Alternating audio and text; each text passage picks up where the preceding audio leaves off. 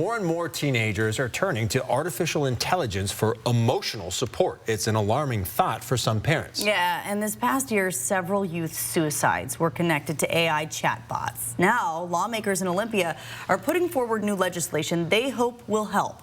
Alexandra Cohen-Yards joins us live in studio with the details.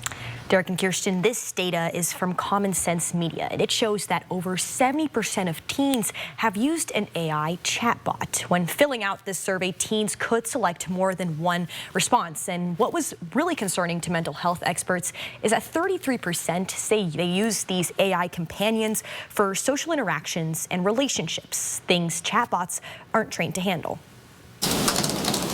AI is everywhere, both for us and our kids. Mental health experts warn that is not without a risk. AI is not human.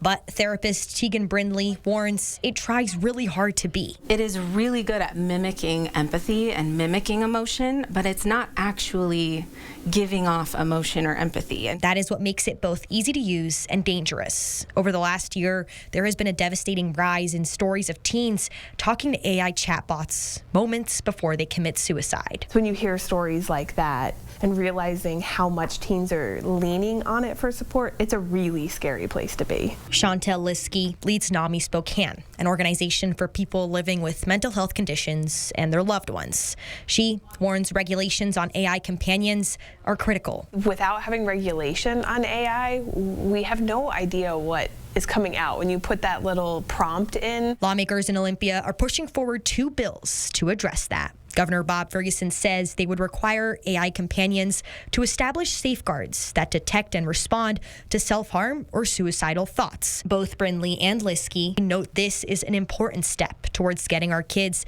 the safe and effective help they need, but also shines a light on how many teens want to talk about mental health. I hope that it's more of a wake-up call to say, like, why are our teenagers going to AI? Why don't they have access to something more? Violations of this bill would be enforced under Washington's Consumer Protection Act. If it passes, it would take effect in January of 2027. Live in studio tonight, Alexandra Cohen-Yards for News Now.